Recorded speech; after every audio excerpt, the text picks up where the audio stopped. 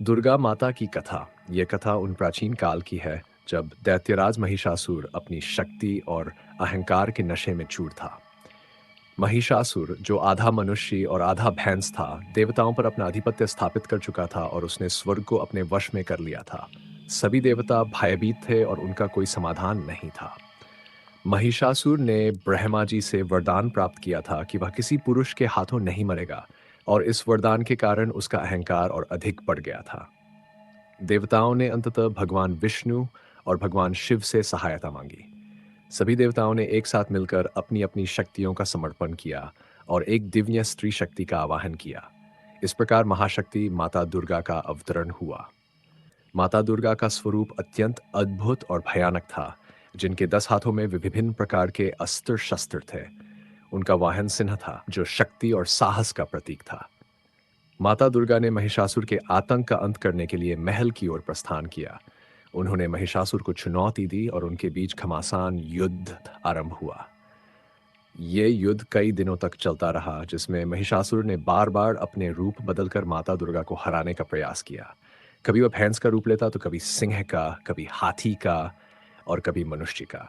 लेकिन माता दुर्गा ने हर बार उसकी चालाकियों को समझा और अंततः महिषासुर को मार गिराया। महिषासुर का वध होते ही संसार में शांति और सुख का वातावरण छा गया। देवताओं ने पुनः अपने स्थान प्राप्त किए और माता दुर्गा की जय जयकार की। इस घटना के कारण हर वर्ष नवरात्रि के दौरान देवी दुर्गा की पूजा की जाती है, जिसमें उनके 9 रूपों की आराधना की जाती है। माता दुर्गा केवल शक्ति और पराक्रम की देवी ही नहीं है, बल्कि करुणा, ममता और प्रेम का भी प्रतीक है। उनकी कृपा से भक्तों को शक्ति, समृद्धि और ज्ञान प्राप्त होता है। दुर्गा माता की आराधना करने से जीवन में आने वाली हर विपत्ति से मुक्ति मिलती है और इंसान के भीतर सच्ची आत्मशक्ति का जागरण होता है। एक बार की बात है, एक निर्धन ब्राह्मण अपने परिवार के साथ छोटे से एक गांव में रहता था। उसका नाम हरिदास था। हरिदास के पास संपत्ति के नाम पर कुछ भी नहीं था, लेकिन उसकी श्रद्धा माता दुर्गा में असीम थी। वह प्रतिदिन माता की पूजा करता और अपने परिवार के लिए कुछ भी मांगने से पहले माता को प्रणाम करता। एक दिन हरिदास के परिवार पर बड़ी विपत्ति आई। उसका इकलौता बेटा गंभीर रूप से बीमार हो गया। गांव के सभी वैद्य और हकीमों ने जवाब दे दिया था। हरिदास बहुत चिंतित हो गया, लेकिन उसने अपनी आस्थान ही खोई। हरिदास ने माता दुर्गा के मंदिर में जाकर अपनी प्रार्थना आरंभ की। उसने अपने पुत्र के जीवन की रक्षा के लिए माता से प्रार्थना की और व्रत रखने का संकल्प लिया।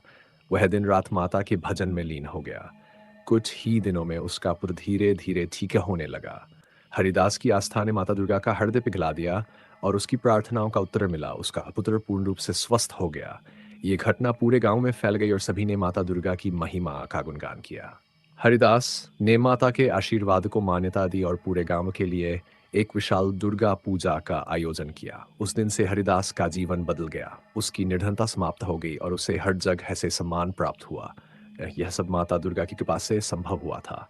माता दुर्गा की कथाओं में यह संदेश छुपा है कि चाहे जीवन में कितनी भी कठिनाइयां आएं, अगर हमारी आस्था और विश्वास अडिग है तो कोई भी समस्या हमें हरा नहीं सकती।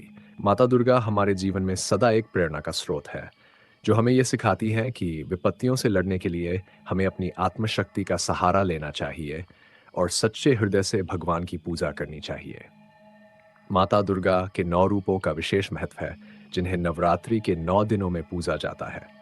ये रूप है शैलपुत्री, ब्रह्मचारिणी, चंद्रघंटा, कूष्मांडा, स्कंदमाता, कात्यायनी, कालरात्रि, महागौरी और सिद्धिदात्री। हर रूप अपने आप में विशिष्ट है और अलग अलग शक्तियों का प्रतिनिधित्व करता है। पहले दिन शैलपुत्री की पूजा की जाती है, जो पर्वतराज हिमालय की पुत्री है। वह प्रकृति की शक्ति का प्रतीक है और भक्तों को आत्मिक शांति और समृद्धि का आशीर्वाद देती है। दूसरे दिन ब्रह्मचारिणी की आराधना की जाती है, जो तपस्या और संयम का प्रतीक है। उनके आशीर्वाद से भक्तों को धैर्य और समर्पण की शक्ति मिलती है।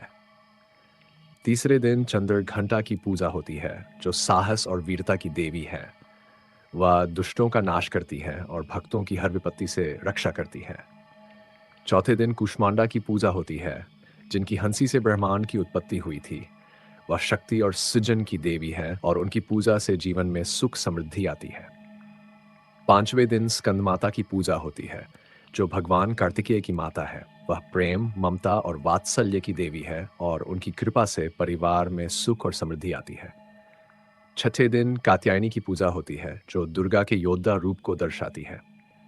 वह दुष्टों का विनाश करती हैं और भक्तों को भय से मुक्त करती है। सातवें दिन कालरात्रि की पूजा होती है, जो काल का नाश करने वाली देवी है। वह अंधकार और बुराई को समाप्त करती है और अपने भक्तों को अज्ञानता से मुक्त करती है। आठवें दिन महागौरी की पूजा होती है, जो शुद्धता और शांति की देवी है। उनकी पूजा से भक्तों को शांति और समृद्धि प्राप्त होती है। अंतिम दिन सिद्धिदात्री की पूजा होती है, जो सिद्धियों और शक्तियों की देवी है। उनके आशीर्वाद से भक्तों को पूर्णता और मोक्ष की प्राप्ति होती है। इस प्रकार माता दुर्गा के 9 रूपों की पूजा करके हम अपने जीवन में हर प्रकार की बाधाओं से मुक्ति पा सकते हैं। माता दुर्गा की भक्ति हमें यह सिखाती है कि जीवन में कितनी भी कठिनाइयाँ आएं, अगर हमारा विश्वास मजबूत है, तो हम हर समस्या का समाधान पा सकते हैं।